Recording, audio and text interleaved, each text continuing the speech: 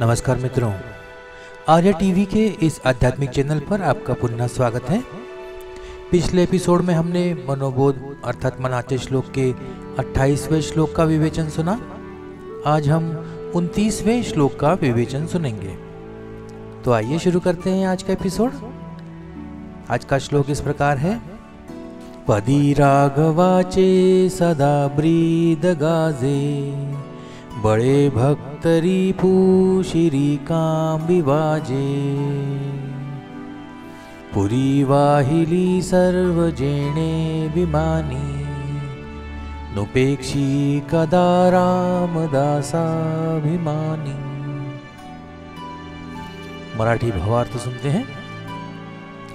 प्रभू रामाच्या पायातील तोडर हे जाहीर करतो की भक्तांचे रक्षण करणारे हे प्रभू राम आणि रामाचे बीद आहे, अर्थात जे भक्तांचे शत्रू असतात त्यांच्या डोक्यावर राम आपल्या धनुष्य दंडाचा प्रहार करून त्यांचा नायनाट करतो। ज्याने आपली सारी नगरी विमानातून वैकुंठाला नेली, तो भक्तांचा अभिमान बाळगणारा राम भक्तांची कधीही उपेक्षा करीत नाही। हिंदी भावार्थ सुनते हैं।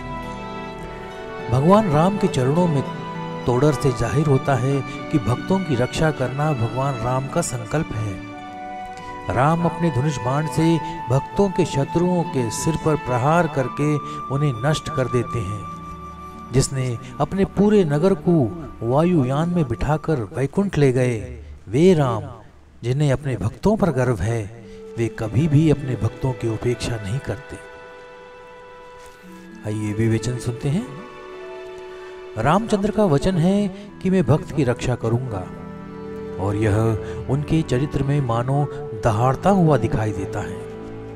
इसका मतलब है कि यह इतने खुले रूप में है कि जिसे समझना प्रत्येक जन सामान्य के लिए आसान है।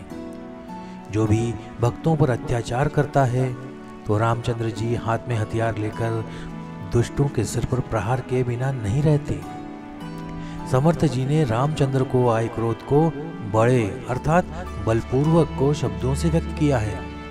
बचाव के लिए गुस्सा आना और करना दोनों जरूरी है। शकुंतला की एक घटना ध्यान देने योग्य है। इंद्र को राक्षसों को परास्त करने में दुष्यंत की सहायता की आशा थी।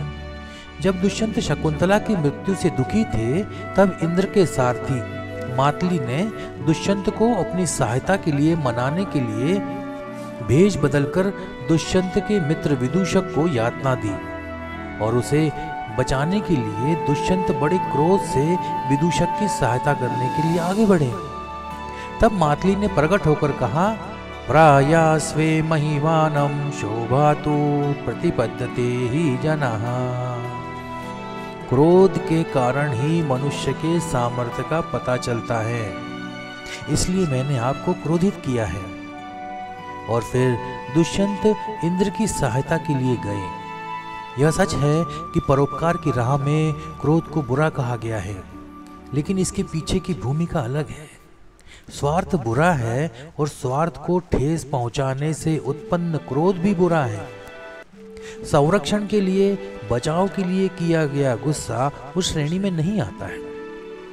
परोपकारी व्यक्ति शांत, सौम्य, दयालु और क्षमाशील होते हैं, लेकिन यह सोचना गलत है कि वे डरपोक या घबराने वाले हैं। संत जी भी इस बात से सहमत हैं कि शैतान के सर पर डंडा ही मारना जरूरी है, और उन्होंने इस बात पर जोर दिया है कि ऐसा करते समय वे तीखे शब्दों के तीर रखते थे। दया की व्याख्या करते समय कहते हैं कि बुराई को नष्ट करने के लिए क्रोध करना ही पड़ता है। जो सही समय पर क्रोध नहीं कर सकता, जो बुराई और बुराई से घृणा नहीं करता, वह किसी की रक्षा नहीं कर सकता। और ऐसे नीच मनुष्य से किसी को सहानुभूति नहीं होनी चाहिए, और न होगी। वह तो दुष्ट को डरा भी नहीं सकेगा।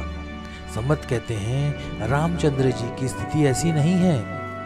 वह अपने भक्तों की रक्षा के लिए अपने शत्रुओं को मारने से भी नहीं हिचकिचाएंगे। रामचंद्र जी का एक और गुण बहुत महत्वपूर्ण है। उनमें छोटे बड़े का कोई भेद नहीं है। वे उदार हैं, उनकी उदारता असाधारण है।